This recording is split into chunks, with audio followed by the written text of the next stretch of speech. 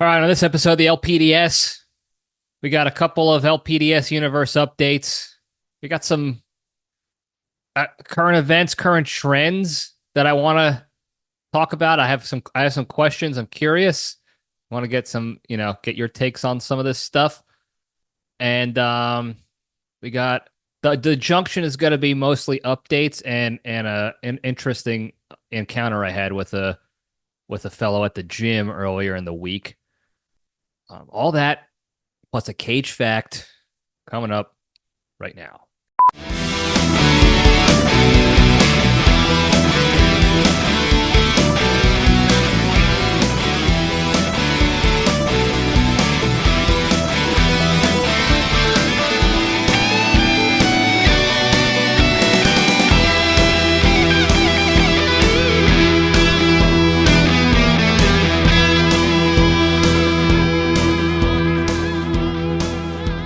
All right, Jabronis, we're back. Welcome back to the Libretti Podcast Diary Show. I'm your host, Libretti, the show that talks about nothing but tries to find the lessons in everything, and we have a good time doing it. Hope everybody had a good week. If you did, let me hear about it in the hotline, 202-670-1114. My week was okay. Nothing to write home about. Staying busy. I got a lot of stuff in the hopper I'm trying to work on behind the scenes with my life. Business, personal life, family life, all that good stuff. Nothing bad. So I hope nobody, nothing bad. Everything has been great. It's just busy. And sometimes, the busyness gets to you.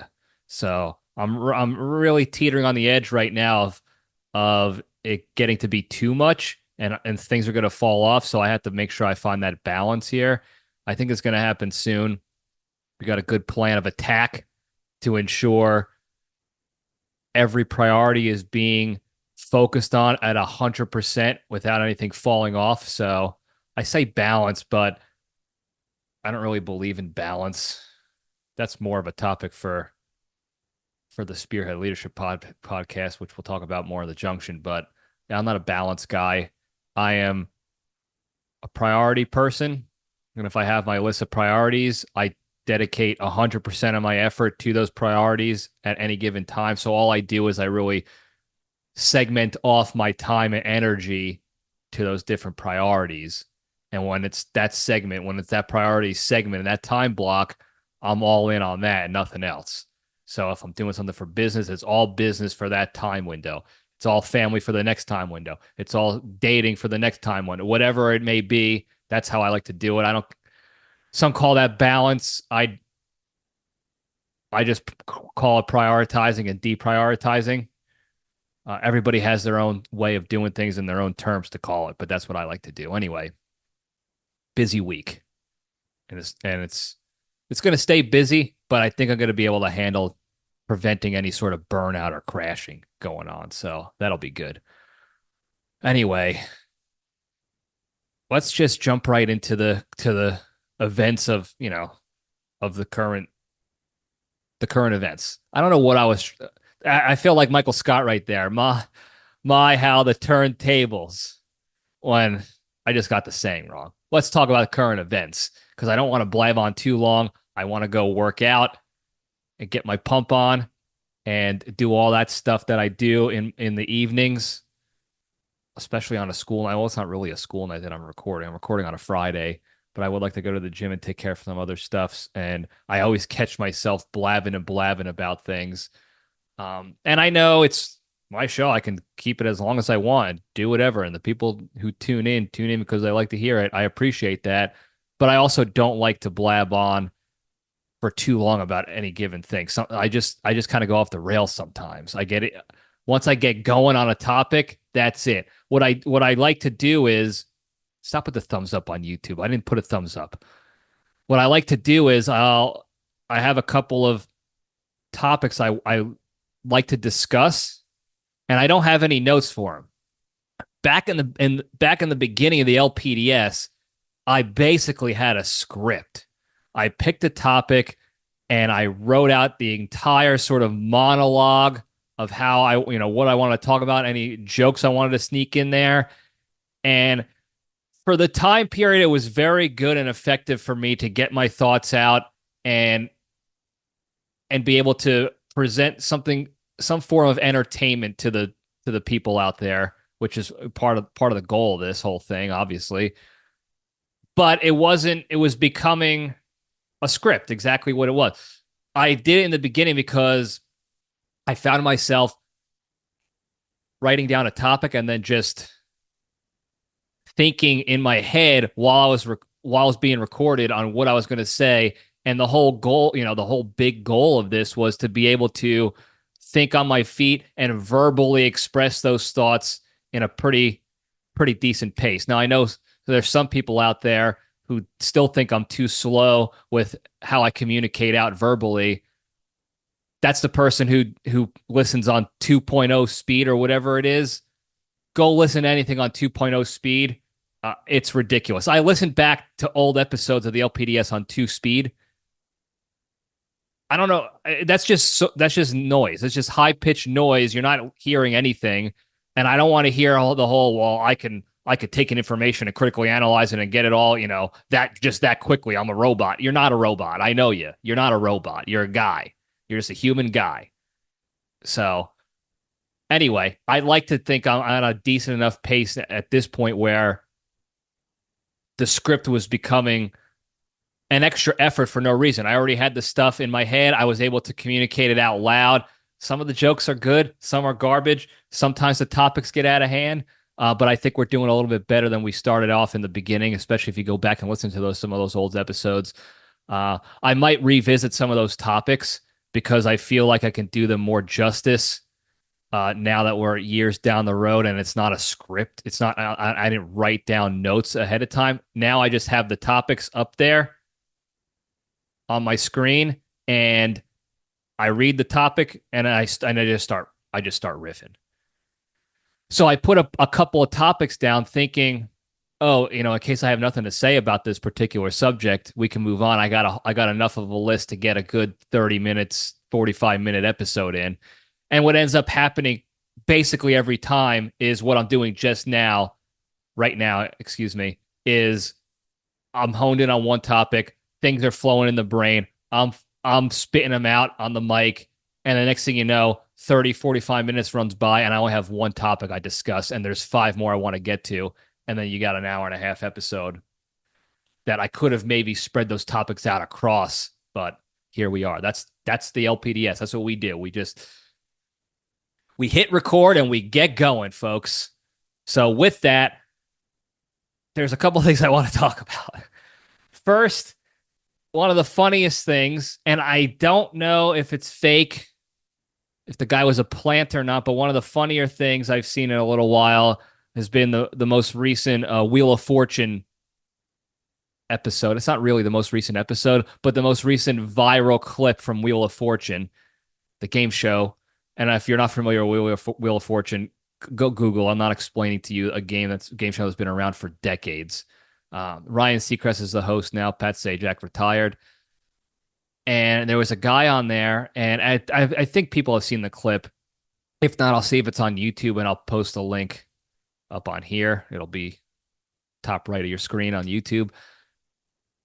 And as you could see in the clip, the phrase was pretty much easy to guess. You could see the letters that could spell out the phrase, and the phrase was, "Give yourself a round of applause." Well, this guy saw that out there, and he guessed, "Treat yourself a round of sausage." And it might be if it's real, it might be the worst guess in Wheel of Fortune history. The reason why I don't think it's real, or I'm questioning the authenticity of it, is because throughout the rest of the game show, the guy was making guesses that were so obviously stupid choices for picking letters. It made me think that the guy was just at that point playing dumb. Now, I don't know if he just decided to play dumb after he got the round of sausage thing incorrect, and then from there was like, well, I might as well just have people think I'm done the whole time and just keep going. Or he was one of those plants the whole time, because game shows do that. It sucks to know, but they do that. They'll bring in people that are, acting stupid on purpose to get these clips out there and to drive ratings and get more viewership. So I don't know if it's that for sure, but treat yourself around a sausage. It wasn't even close. It made me think that it was. I first, when I saw it, actually, my sister, she sent me the clip. She recorded it while she was watching it on TV before it hit YouTube, before the reaction started going. She was first on the scene, so I got to give her credit for that. And the first thing I thought was, is this LPDS character great Sausage and Peppers 1? Is this him on Wheel of Fortune? Just trying to get in, a little subliminal messaging about the importance of sausage and peppers. That's what I thought. I was like, this sounds exactly like something Sausage and Peppers S&P 1 would say and on Wheel of Fortune. If he had his chance and even anything even looked like the word sausage, he would do that. And that's why it was so funny to me, because it made me think of that. And it was a good clip, and it went super viral, and everybody was talking about it. As soon as the next day came around, and I saw it everywhere. Barstool had blogs about it. They talked about it on different podcasts. I saw it on a bunch of different websites, people talking about it on Instagrams. People were clipping it. And again, we have to give credit to the LPDS universe. My sister was first on the scene. She was filming it on her phone as it was happening. So the LPDS universe is always on, and I'm bringing her into the universe for this. For other stuff, maybe not so much, but for this, for sure, she is part of the universe and first on the scene, and she got it before everybody else. And now she doesn't post videos like this on like Instagram or TikTok or anything. Otherwise, she would have definitely went viral for it. She posts for other stuff like family and stupid stuff. So I guess you could say she missed her chance to get famous, that in that regard, but she's still famous in the LPDS universe for doing that. So that was pretty funny. The next thing I saw, and I'm sure a bunch of you have seen this as well, if you're dicking around on the internets and looking at unimportant stuff. This couple I think they got on TikTok, shocker, and they talked about how they canceled their honeymoon because their honeymoon budget was, what is the word? Damn it, not based off of, was dependent on the amount of money they received in gifts and cash from the guests at their wedding. And they said 270 guests, and they only got $3,000 worth of gifts. And they're bitching about it. And they said one person only put $10 in their envelope, in their gift, in their card. And they were bitching on, the wedding cost $60,000, and they were delaying bills and asking family for some money to help them out with it. And then they wanted to go on their honeymoon, and they were going to get the tickets, the flights after the wedding so they can make sure they had the money, and they didn't have the money, so they had to cancel the honeymoon. Now, a couple things I want to say about this. I want to make it clear. First and foremost, if you don't have the money to afford a wedding like that, don't have a wedding like that. Stop being stupid for the least important part, the least memorable part. Now everyone's going to say, "Oh, the wedding is that's the special day." Now, you can have your ceremony, that's nice. You can have a fun reception. Most of the time though, you can ask couples that get married, the reception is not nearly as fun for them as it is for everybody else, because they have to go around table to table, thank everybody for being there, make sure they're talking to everybody, because everybody came to see them, so they want to give their time back, which is nice of them, but they never get to really dance a lot. They don't get to sit and enjoy their meal like everybody else does. If they're eating, people are coming up to them, congratulations, this and that, and they're stopping and going and stopping and going and stopping and going. They're not enjoying it nearly as much. Most people. I can't speak for everybody, but most people, it's busy. It's an effort. It's not all sunshine and assholes out there like it is for the rest of the guests. But the honeymoon is now it's the two of you. You got to see all your family and friends and celebrate, and now you can enjoy yourselves together, and now you make the memories. And you can go to Italy, you can go to a far-off island, you can do a cabin in the woods, whatever you want to do. So from that perspective, I don't understand. If you're on a budget, I don't understand why the budget is dedicated to the wedding reception as opposed to the honeymoon. Now, I know in reality why it is. The wedding industrial complex crushes you with their price gouging, and they hit you in the heartstrings with, oh, it's your special day, you're never going to do this again, and this and that. And you feel obligated. Plus, the family politics that goes into inviting people. Well, this person's grandson invited you to their wedding, so you have to invite their second grandson to their. It's all this bullshit that happens when it comes to inviting people.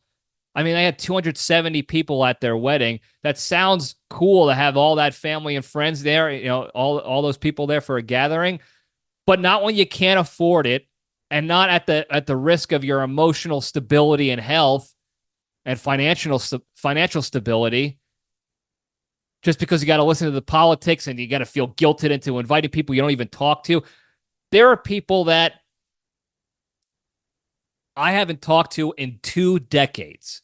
And I know whenever the time comes for my wedding, I know there's going to be certain family members in my ear like, oh, you got to invite these people.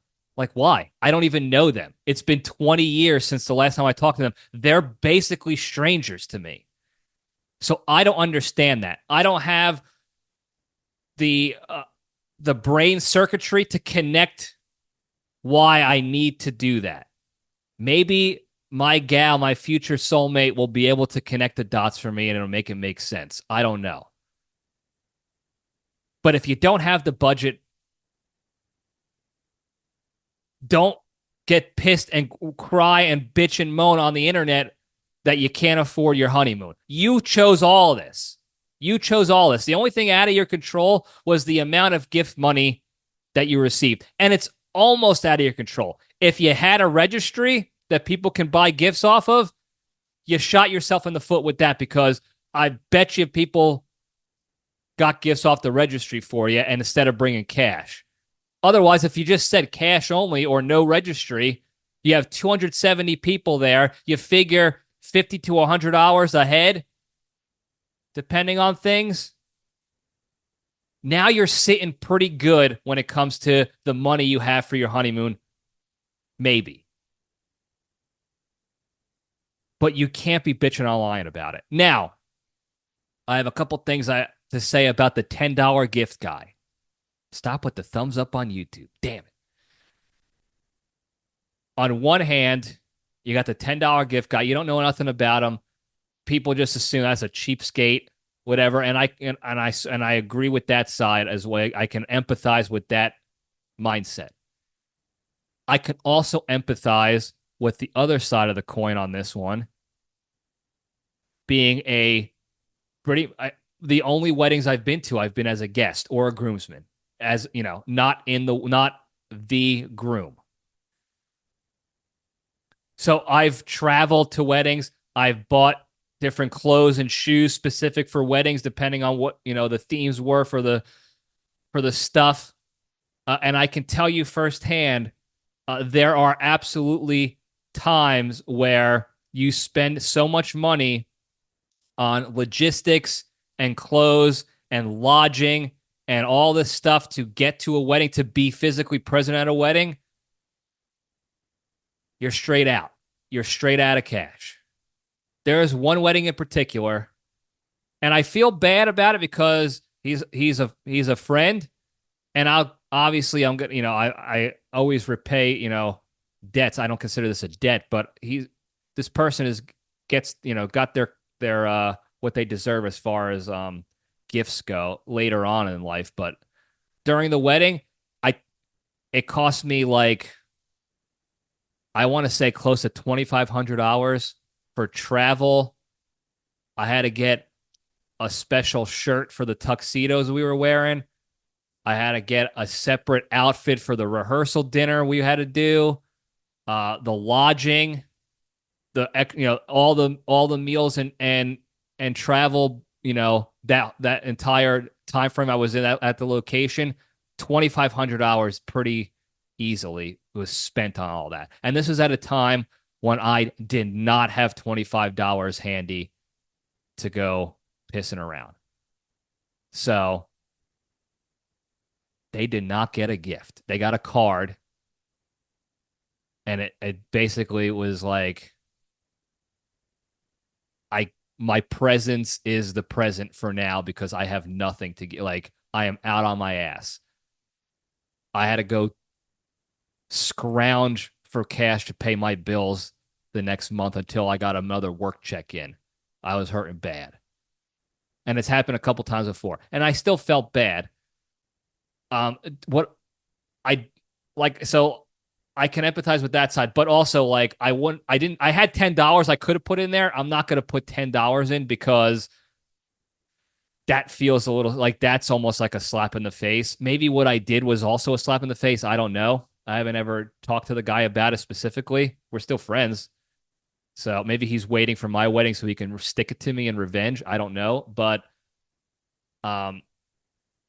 yeah, that was the only sort of like valid statement they had was this guy gave $10.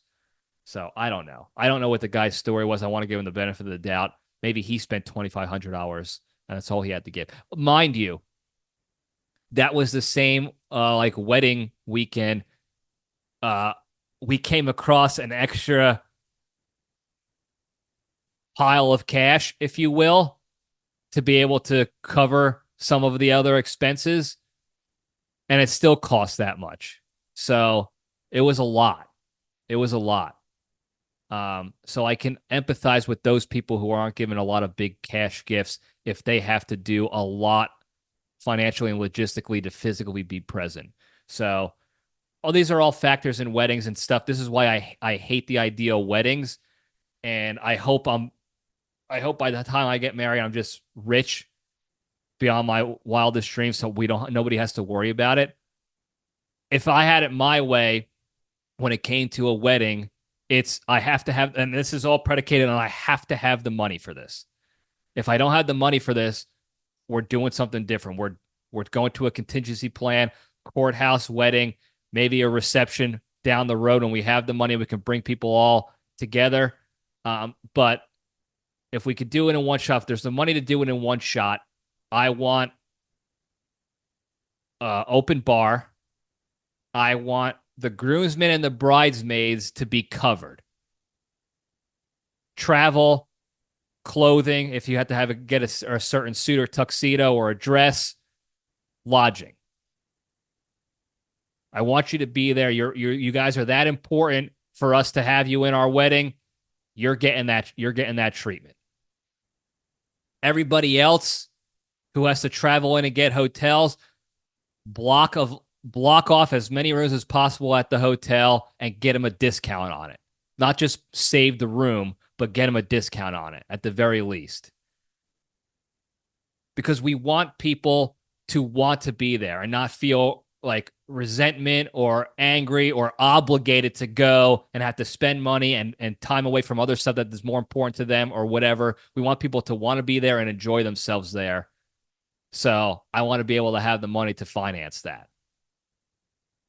Then I don't care. Then we can spend whatever we want. If I have the money, we can spend whatever we want, whatever my future wife wants to do. Fine, whatever. It doesn't matter to me as long as the important people are there and we can have a good time. Like I said previously, the thing I've changed my tune on when it comes to weddings is it's the opportunity to spend time with your close, family and friends again. It sucks that it's at a wedding because in my heart it gives me agita thinking about the hassle that they had to go through to set the wedding up and the stuff behind the scenes I'm sure they had to deal with who to invite and when and the venues and all this other crap. But if we get to be there to spend time, that's great. I still think weddings are, the wedding, not marriage, weddings are a scam. But I guess I'm in the minority of that. Anyway, they canceled their honeymoon. Honeymoon's gone. Sorry about it. Prepare better. I would love for my money to be spent on the honeymoon way more than the wedding. If we were on a budget, we're courthouse honeymoon, and we'll have a barbecue reception at some future date. If we're not swimming in cash, all the money that we have available is going to the honeymoon. I'm sorry, folks. You're hearing it here first, though. So don't get surprised and don't get sad and angry and try to guilt trip us about it. But if we don't have the budget to do things right, it's courthouse honeymoon. And then we'll try to have a rendezvous, a gathering, barbecue, backyard celebration at a future date, maybe. So, anyway, moving on. There is a new thing going on that has spilled over into the dating apps recently, and it started with the election. This is the only political thing I guess I'll talk about. They're calling it the 4B movement. Now, I don't remember what it stands for, what 4B, how it came to be. It's some sort of article or regulation that, or law or whatever, that I think started overseas, maybe France or some other country, where because of this law, the women, maybe it was Japan. I forgot where it was, but they went on essentially like a sex strike against men to teach them. I don't know. I don't remember what it was for that. It didn't work out too well. I think after a couple of months, they realized like men didn't care, and they went back to sleeping with men again. I don't remember exactly what it was. It wasn't very successful, but it was a trending thing back then. And American women have been taking the new 4B movement, all the anti-Trump women anyway, because they don't like Trump. They think he's going to take away bodily autonomy and rights for the women. So they're pushing back on that through the 4B movement, and it includes a lot of them are shaving their heads and cutting their hair off in protest. A lot of them are wearing these blue bracelets in like solidarity. Some people are wearing masks again, so you can see outside like, oh, the mask wearers, they're part of the fight of the movement. And then they're not sleeping around anymore. They're only sleeping with men that they're in serious relationships with, or husbands, spouses or whatever. Now, I'm not going to talk about the jokes flying around about the vast majority of the women who have been public about this and how nobody was, with them anyway. That's not my joke to make. Like, you're attracted to who you're attracted to. The people I've seen so far that have been public about their, putting on videos and showing that they're shaving their head and doing all this stuff in solidarity or whatever, I wouldn't date them anyway, so it doesn't really affect me that much. I don't know how much it's going to affect them. I don't think it'll affect them as much as they think. Again, we've already seen the jokes about that. I don't want to shit talk people's looks obviously too much, because we can't control our looks too much unless we're fats, and then obviously that's a health issue that you can control, despite what a lot of people want to say about that. But who am I to talk about somebody's physical attractiveness or beauty? People like what they like and whatever. Some people think I'm ugly. Got it. That's fine. So I get it. It's all subjective. I don't exactly know how many of these women were getting a lot of hot action on a regular basis to begin with, so I don't know how much it's going to affect them.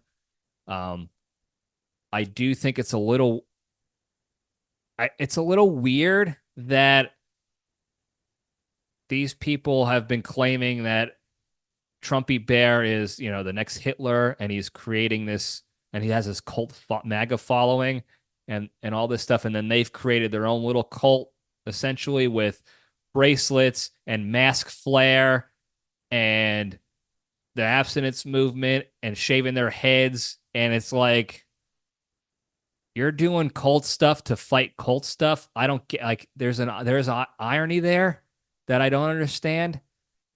What I do agree with though, and I'm going to be honest, I don't think that this is part of their goal. I think they're doing it to stick it to Trumpers and men out there.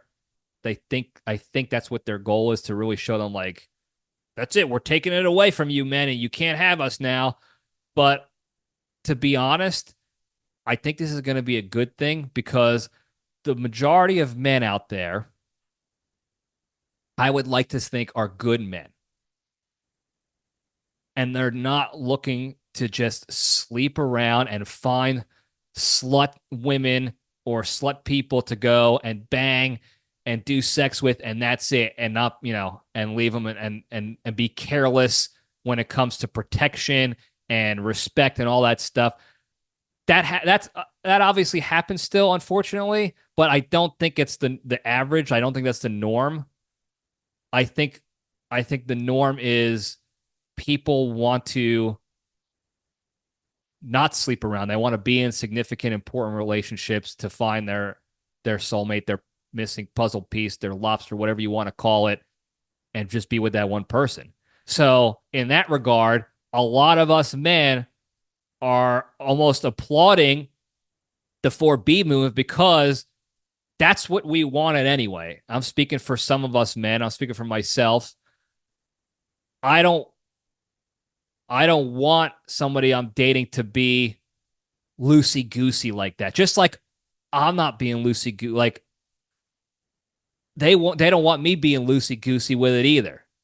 They want men who respect them. They want men who are going to be loyal and not step out on them. They want men to be understanding and protective of them when it comes to a whole bunch of things, but specifically on the sexual side, care about, like, we don't want to get pregnant. We don't want to get STDs. We don't want to do this, do that. Be mindful of implications of stuff like that. I think that's what women want for the most part. And that's certainly what we want too as well for the most part. I can't speak for everybody here.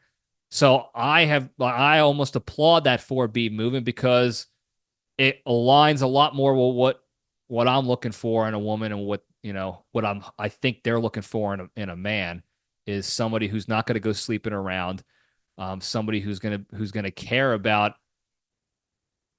rights and respect and implications of sleeping around and not want to do stuff like that. So I see that part as a good thing, at least. I don't know how you guys feel about it.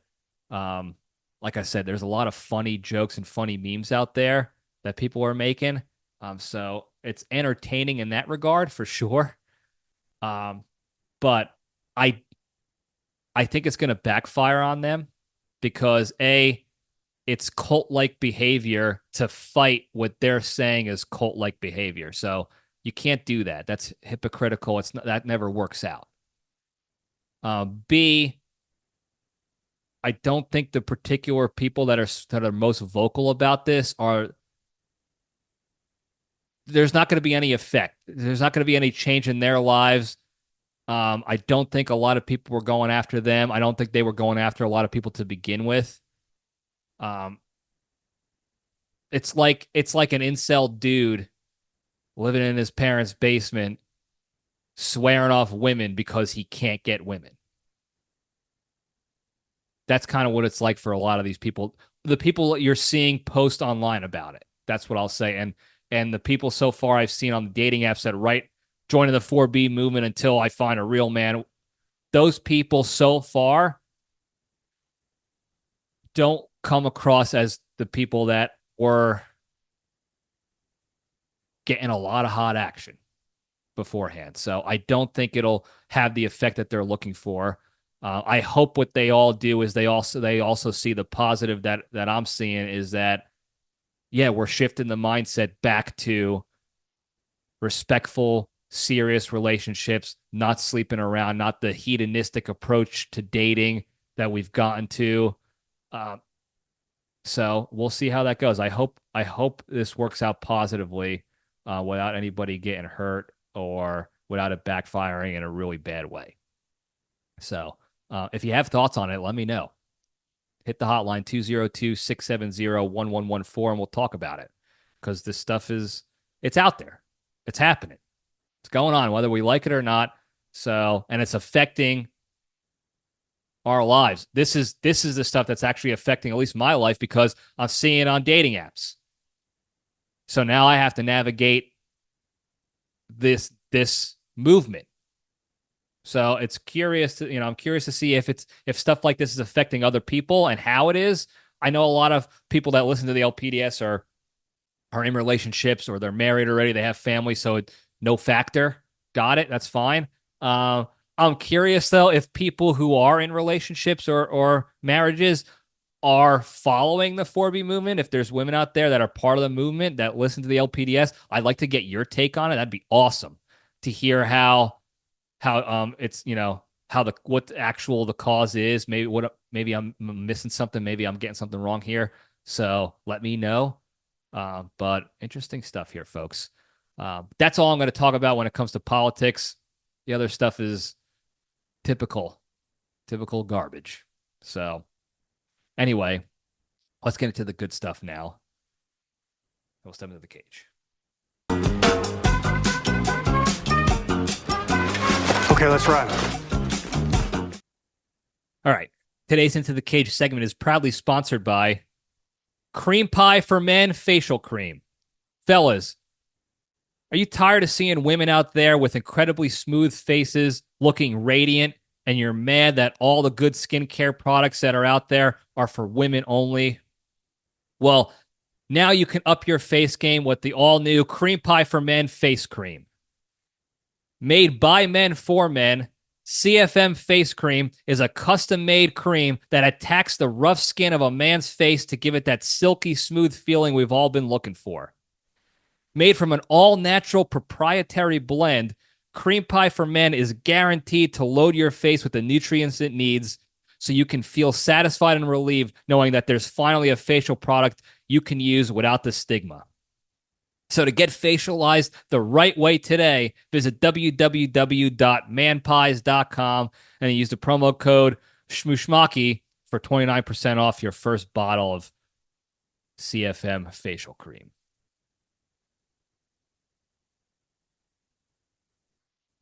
Do you guys remember the sponsor, Cinnamon Toast Carp? We're getting real close to that. Real close to the bad sponsors. Anyway, Cage fact, quick and dirty today. Quentin Tarantino, I don't know. He's been in the news lately. I say news, the Hollywood news, I guess. I don't know why. Maybe his movie is getting worked on. His final movie is getting worked on now. I don't exactly know why he's out there a little bit more recently, but during an interview, he talked about movies he likes, specifically Nic Cage, and he said that the movie Pig, Nic Cage's 2021 movie Pig, is one of the best movies he's seen in the last 5 years. Now, on one hand, Quentin Tarantino, one of the great movie makers of all time. So you like to think this guy knows a good movie, right? On the other hand, we got to play devil's advocate here. We got to get both sides of the argument. That's what we teach here at the LPDS. We have to get all the information before we can make a critical analysis. We don't want to be biased. The other hand, he did recently come out and talk about how great he thought Joker 2 was, the musical, because he saw it as the directors or the screenwriters or whoever it was who wrote the movies. It was like their FU to Hollywood and the mainstream like movie business and what fans expect. It was like, this is what you expect. I'm going to do whatever I want. And it's like, screw you. And Tarantino is kind of like that, where he does what he wants. And if people like it, good. If not, too bad. He did what he wanted. It's, if you've seen that movie, The Goods, with, who's the guy who played who played Dean Pritchard. Jeez, from Old School. Damn, I forgot his name. I can't think of it off the top of my head. But that guy, he was in the movie The Goods about used car salesman. And the guy who played Daryl in The Office, I'm forgetting his name too off the bat. Damn it. Uh, he plays a DJ in the movie, and every time people come up to request a song, he's like, "Yeah, I'll get right on that. I'll play that." And he plays in a completely different song altogether. And he says he has a little inner monologue in his head where he's like, "Nobody tells me what to play. I play what I want. I'm the DJ." And that's what Quentin Tarantino was saying about this director is like, he's not doing what the fans want, what people want. He's doing what he wanted. That's why I think it's awesome. Nobody thought that was another difference between Tarantino and this guy. Nobody thought this movie was awesome. Tarantino's movies might be his own thing and different from other movies out there, but people like them. They're good movies still. This guy made an absolute stinker. So you can question his credibility for that one at least. I understand his idea and his premise, but Tarantino, I believe, is off on that one. All that being said, I still think he's a great filmmaker and a great film mind, a cinematic mind. So if he says Pig is one of the best movies he's seen in the last 5 years, it probably means it's a good movie. So he also didn't say Joker 2 was one of the best movies he's seen. He liked it. He said he liked it because it looked like an FU to the Hollywood fandom. So go see Pig. I've been talking about it for years now. What a phenomenal movie, Pig. Great movie. It's not what you think. It's not a typical Nic Cage movie. It's got Nic Caginess in it, obviously, but if you haven't seen it yet, go check it out. Anyway, that's the Cage fact. Moving on to the Junction. I'll spin the logo up. I'm getting ready to start recording episodes for the Spearhead Leadership podcast called the Libretti Leadership Lab. I got some. That was not my idea.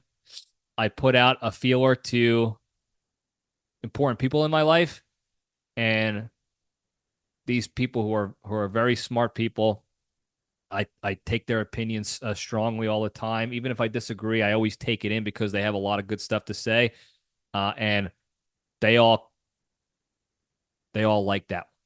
Somebody, I forgot exactly who brought up the idea initially, but I looked it up to make sure nobody else was using it. And then I sent it out to the group and said, "Hey, this person thought of this one. What do you guys think?" And everyone was like, "Yeah, it's a good one."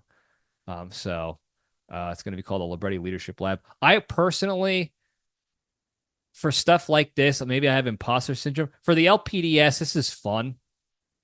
This is like my fun hobby that I like to do and connect with my friends and family or whoever listens to this, all the fans out there, even if I never met you before. This is something fun for me, so I don't mind slapping my name on it. Libretti Podcast Diary Show. Silly, stupid, fun, whatever. For the business, I specifically didn't put like Libretti Leadership or anything like that on when it came to the business name or what I'm putting out there for prospects and clients and stuff, because I wanted it to be about what we provide and why we provide it.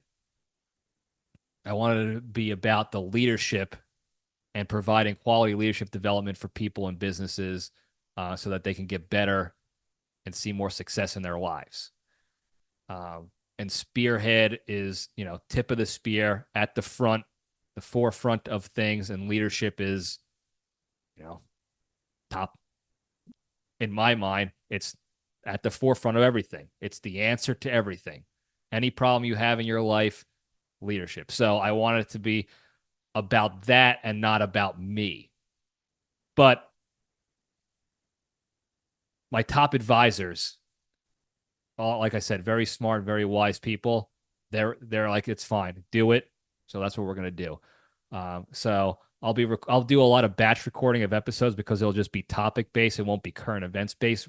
Particularly, maybe every once in a while, if there's a hot leadership topic in current events, we can discuss it. But it's going to be a different flavor from the LPDS. it'll still have the Libretti flavor in there. That's one of the things that we bring to the table at Spearhead is we're not like the standard cookie cutter YouTube videos of this is how you do leadership and this is how you communicate. It's going to be our own unique thing. So we're bringing that to the podcast. We're going to bring some education, some value. Hopefully people learn. And if people are interested in continuing to work more on themselves or their businesses, that's the avenue they can come and, they'll be able to reach out and all that stuff. So that being said, I'm trying to make it, at least on the YouTube side of things, have a little bit more professional feel to it. And also give me the ability to maintain a pretty professional look when I'm on the road doing stuff. Because I can't be doing a video in my parents' basement when I'm home visiting my family with all the stuff going on in the dungeon and expect people to take it seriously if they're watching on YouTube. So what I did was, I'll try to show you guys here in YouTube land now. I got this retractable backdrop. Now, I'm not putting it up all the way. I just wanted to show you guys a little bit. It goes up a little higher here in YouTube. I wanted to get a navy blue, but to get a custom one, way too expensive right now. So I'll upgrade at a future date. I almost considered doing green screen, but that also requires additional like lighting that I would need to get. And again, that kind of defeats the purpose of I need to be able to take this on the road. So I have this blue screen. I'll be able to put it up behind me in like my parents' dungeon if I'm at a hotel and I'm recording episodes for the leadership lab. I had to figure out the best way to put it in my office space here at the LPDS compound so that it looks professional. I might put it further back against the wall. So the back wall will be the screen, and then you'll be able to see, like, maybe I'll put another, if you're looking on YouTube, below my Rocky photo, I'll put something down here to make it a little bit more professional looking on this, below on this wall, on the right side of me here. We'll see how it goes. I was hoping that this was a little bit wider and bigger so that the whole backdrop would just be the screen, but it's not. So I had to improvise a little bit. I had to change the camera angle, will be a little bit lower and closer. So I also have to make sure the camera is at a position where I can make good clips for Instagram and TikToks and all that stuff to put out clips for people to get, again, more eyeballs on. So that's the update. I'm going to put this down real quick. So that's the update for Spearhead Leadership, what's going on there, and the Libretti Leadership Lab. It'll be coming soon, very soon. So stay tuned for that. There's no obligation to listen. This is not going to be one of those things where it's like I'm going to peer pressure anybody into listen. I don't do that for the LPDS. But if you're looking for something different, feel free to give it a shot. Who knows how much you'll like it. Anyway, moving on to a little potpourri here in the Junction. I don't have any post office updates. If you listen to last week's episode, you're tracking what I'm talking about with the stolen money and cards and federal crime of stealing mail and opening mail. No updates yet. Still haven't gotten word back from them. I'm figuring out options how to escalate appropriately. So we'll keep you posted on that. I do want to finish off today talking about an encounter. Makes it sound negative. It wasn't an encounter. I met this guy at the gym. A few days ago, last week, whatever it was. And we started talking. We talked about 30, 35 minutes. We shot the shit by the squat racks. We still got our workouts in, of course, because we didn't want to hog machines or anything. But this guy was probably close to 60 years old if he wasn't 60 already. So he was older. He wasn't jacked or super shredded. And if you look at his arms, he didn't have a lot of tone or size to his arms. He looked like like a healthy late 50s, early 60s year old guy. Black guy. Minister. found out he was a minister. But the reason we started the conversation was because he was doing this bench press on the squat rack so that he can use um, the safety bars that they have, the safety racks on the squat rack, the braces there, so he can use that as like his bench press spotter. So if he wasn't able to get the weight up, he can drop it down on the safety bars and it wouldn't fall on his chest, and he wouldn't need to have a spotter. So that's a good way for people to do bench press and work out if they don't have it. They're not, working out with somebody else and don't have a spotter for him. He was doing that. He was putting up 315 pounds on the bench, and he was doing more narrow grip, not completely narrow grip on the bench on the bar, but now more narrow than usual because he was trying to focus on his tricep workouts for that particular exercise. And he was repping 315.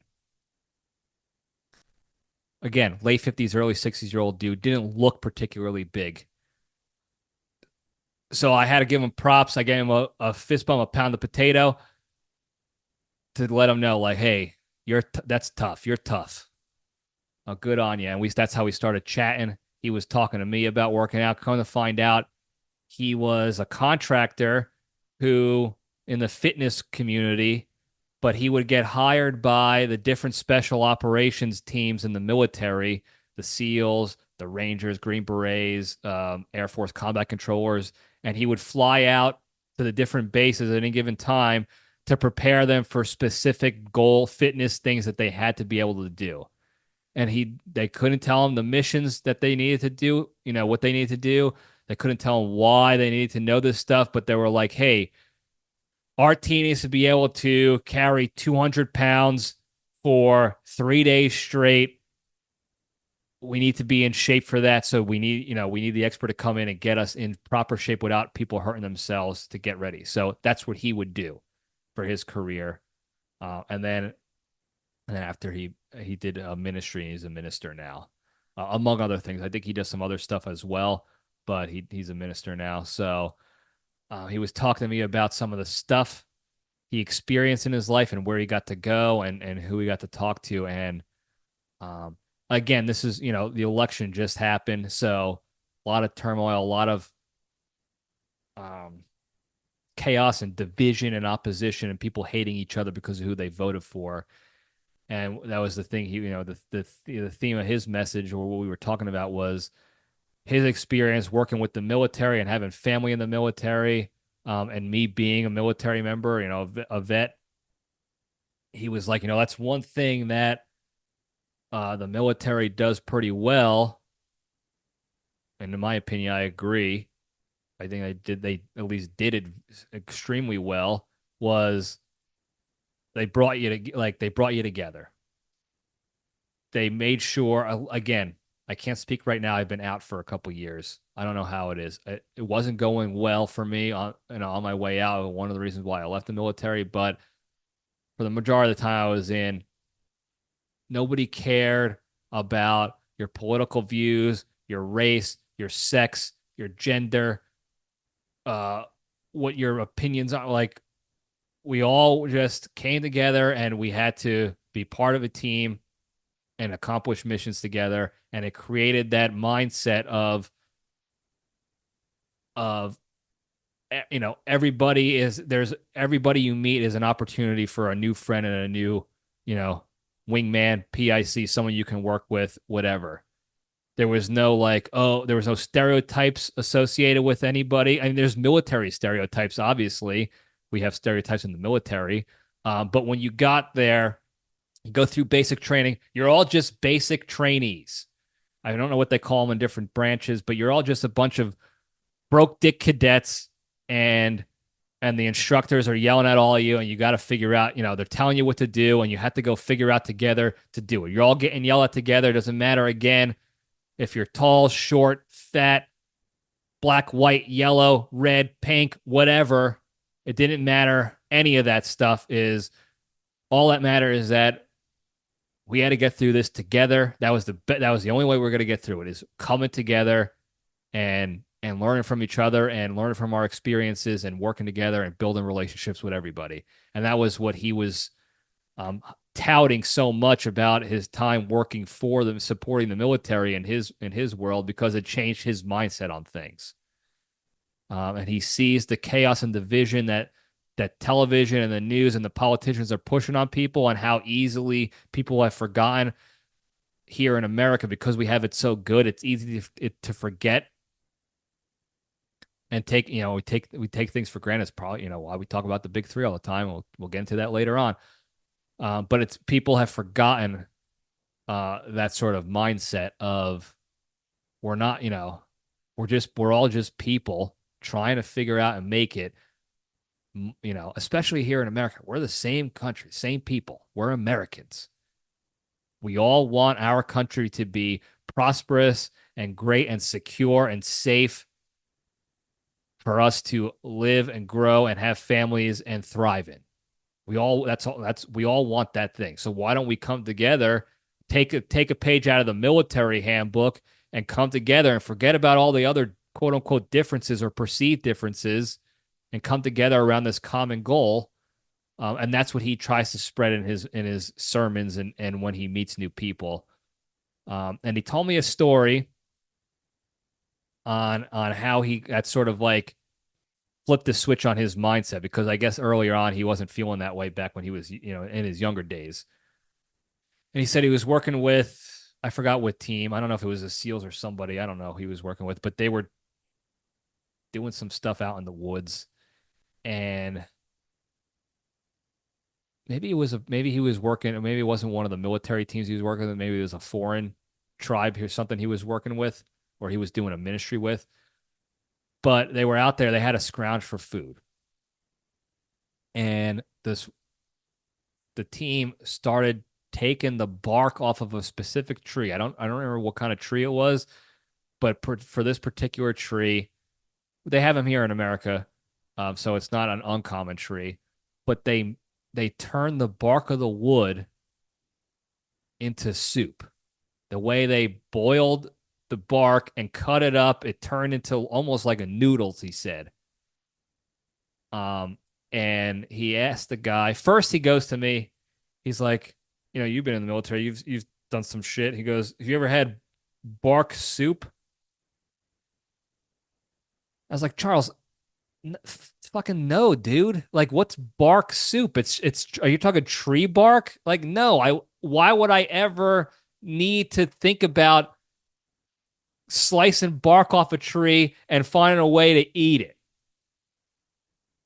So we kind of laughed about that, but he told me, he's like, well, we were doing it for survival, and this is what people were, this is what they eat out in this particular area. This is part of their diet. Like, this is part of their meals. Is bark is part of their food pyramid.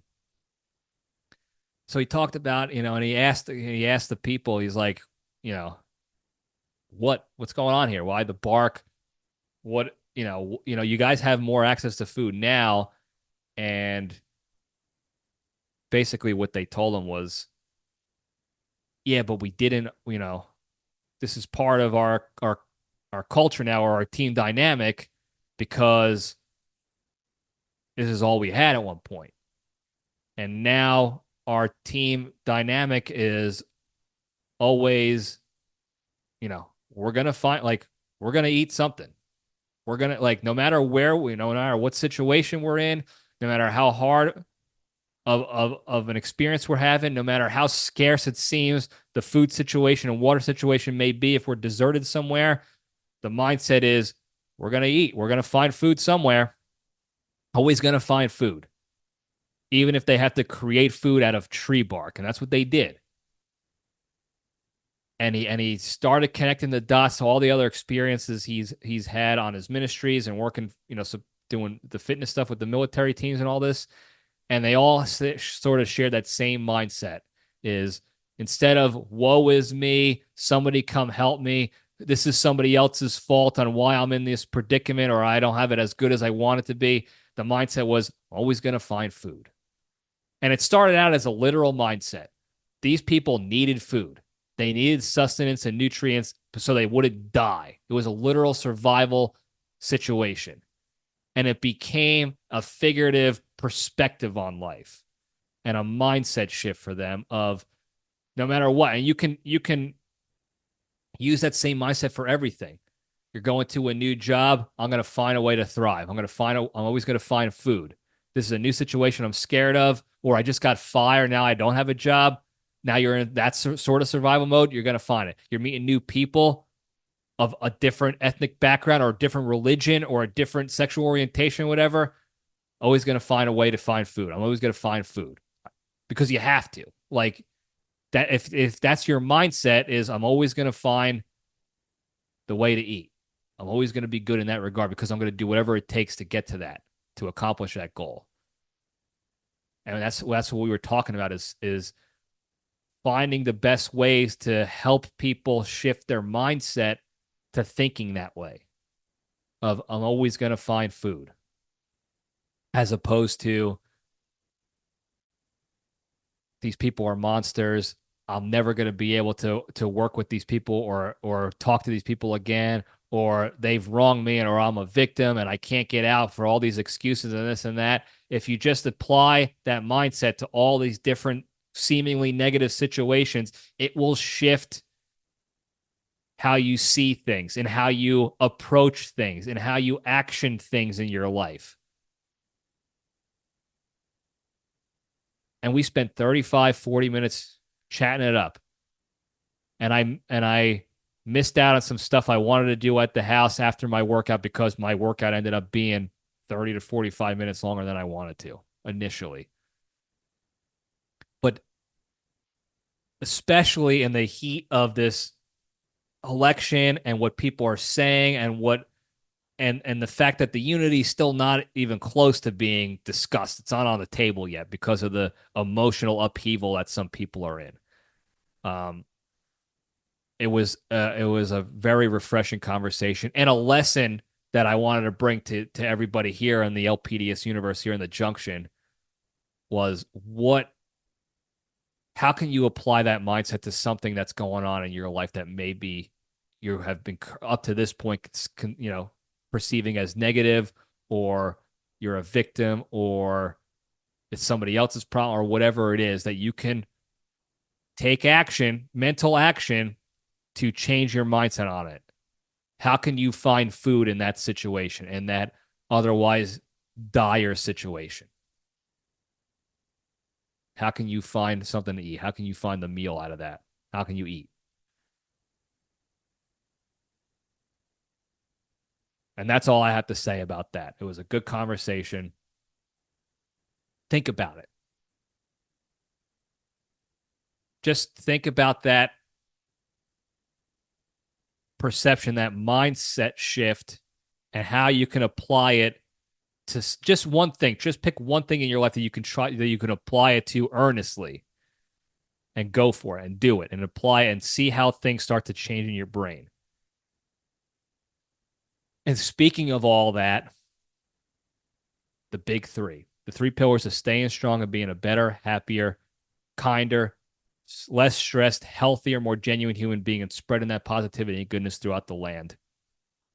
Number one, exercise every day. Do at least one thing every day to focus on your physical, mental, or emotional fitness and health.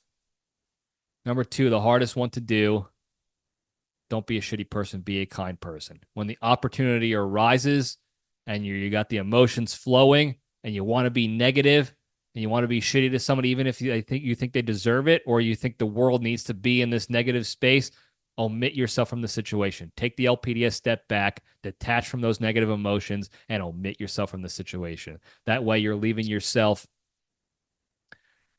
the capacity to go focus on more positive, productive things in your life, and you're minimizing the negativity. You're dropping the negativity noise down further by not adding to it. Number three, the most important one, be genuinely thankful and grateful for all the good you have in your lives. And you should be doing this just by thinking of one good thing each day. It doesn't have to be everything all the time. Just piece it out. That's what I'm talking about when it came to the always going to eat. Think about one thing that's good in your life every day, and think about how bad your life would be like without it. And that'll put you in the state of gratitude. Okay?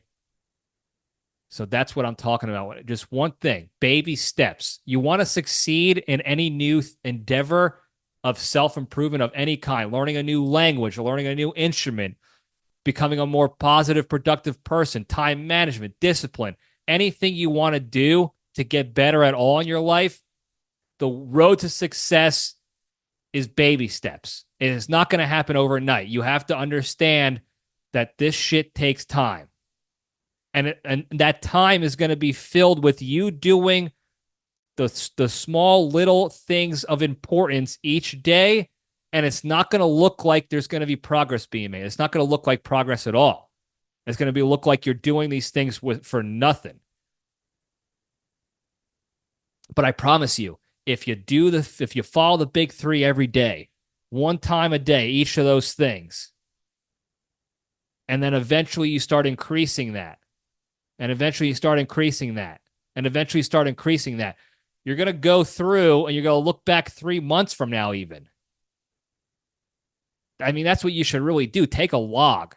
Write in your diary. I do this every day. You see on my success list online, the boring, routine, mundane, seemingly mundane shit I do every day on top of my actual work to keep me pushing towards my goals of success. Do a log. Just do it for 3 months. This is what I did for exercise today. This is what I did to not be a shitty person. This is what I did to be grateful. Real quick, 3 things. Very simple each day. Get it down on paper. And 3 months from now, look back and take inventory of your life, the past, as of recent, after that 3 months. And I promise you, even if it's just a little bit, I promise you'll be a better, happier, kinder, less stressed, healthier, more genuine human being. And you'll be able to spread that positivity and goodness to all those around you and throughout the land. Give it a shot. Thank you guys again for tuning in. Don't forget to like and subscribe and put those notifications on and do all the shit I tell you to do every week.